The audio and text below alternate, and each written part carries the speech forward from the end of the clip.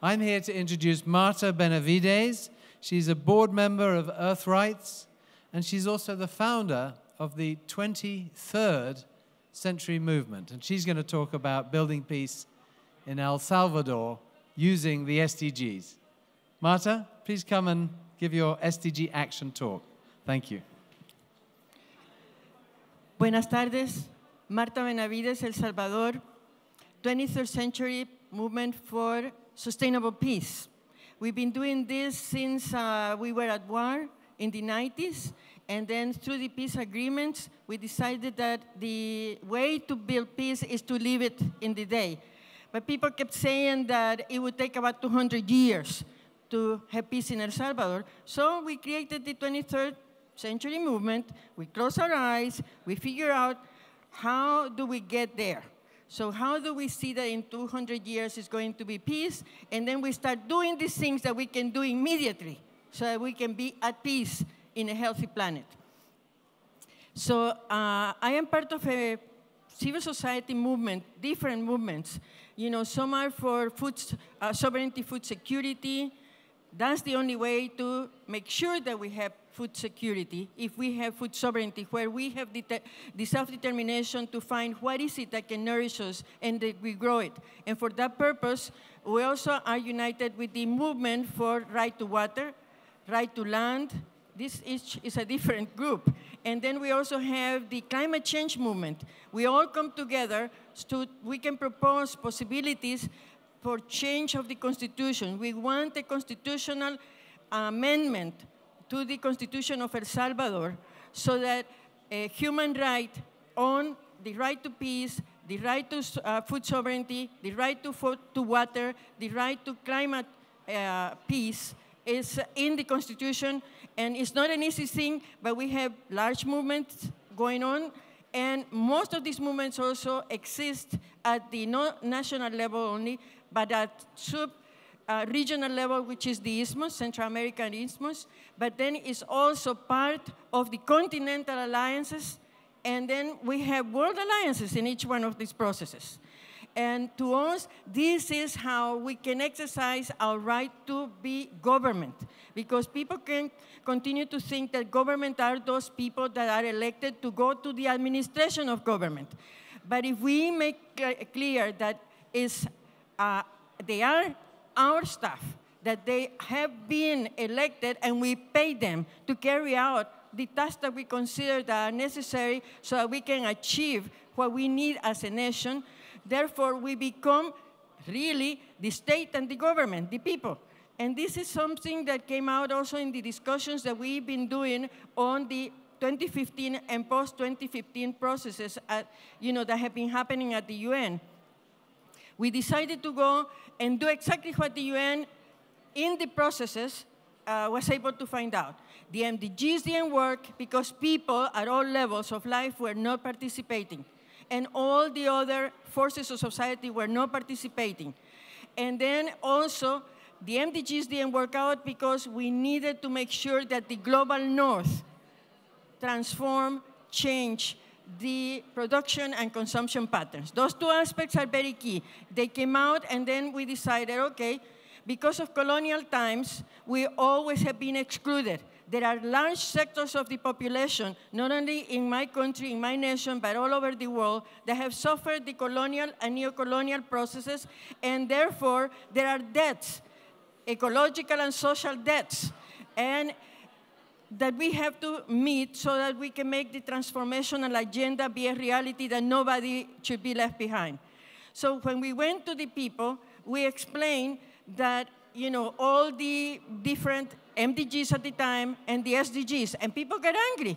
And they say, how come all these things are being decided and we don't know anything about? The church didn't say anything.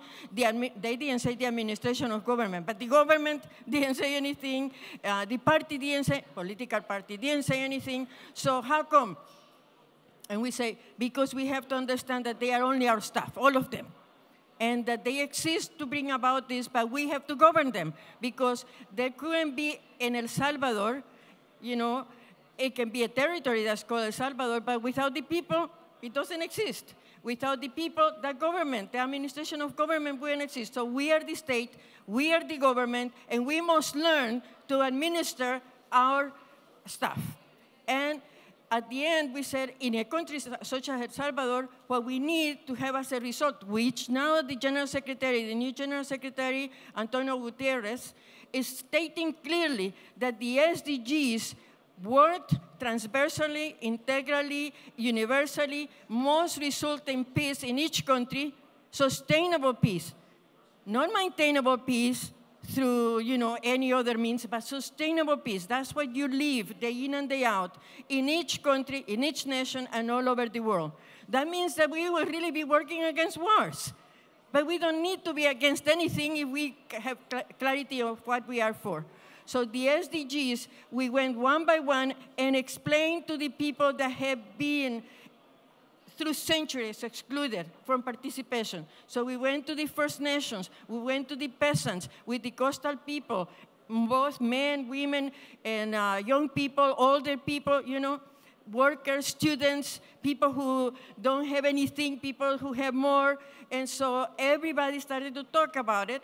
And we also were able to get the people to participate in all these other processes that I am talking about, all these other movements, like the food sovereignty for food security, but not only at the national, at the local, national, sub-regional, and regional, but continentally. We have all these processes, and this can be created all over the world.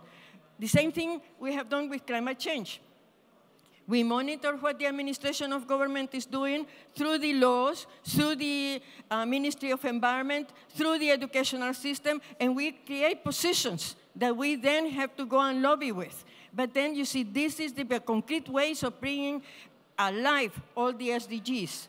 Now, it's very important because, El Salvador is one of the few countries that without any money, this is something that we have done, and we didn't look for funding because that takes forever, and then they would want us to do it in a certain way. We had to do it the way that we needed for our country. So we went to UNDP and told them, what are you doing, for example, in terms of the SDGs? Oh, we don't have any money. We don't either, but we are going to do it, so do you want to come with us? And they went to the most remote areas in the country, and they started to find out, and we documented, we trained some young people with very, very minimal resources and, machines and whatever, but we developed a technology to document through video, through photography, through also through the written word. These materials that then we gave to the UNDP, which included it then into the Human Index reports for El Salvador, that then went to the government of El Salvador, the government of El Salvador, the administration of government, you see I have to always correct it so that I don't get lost on that, and then they will see it, and then this is what they will present at the international level at the UN. So El Salvador has been one of the few countries in the world doing these things with youth mostly, because we feel that the 15 years old, the kids are 15-year-old, 20-year-old now. By the year 2030, they're going to be like adults, young adults or middle-aged adults. And so we had to make sure that they participated in this process. So at this point, El Salvador has been chosen out of 15 countries in the world, and in Latin America, it's El Salvador and Ecuador, that have been chosen globally by the United Nations on the accelerated process for the implementation of the SDGs and documented. El Salvador, because of this work also that we have done in these ways that I'm describing, has been chosen also as one of the 6 countries in the world to study evaluations about the processes. And then we have other evaluations going on. I think that this is what No One Be Left Behind is really about.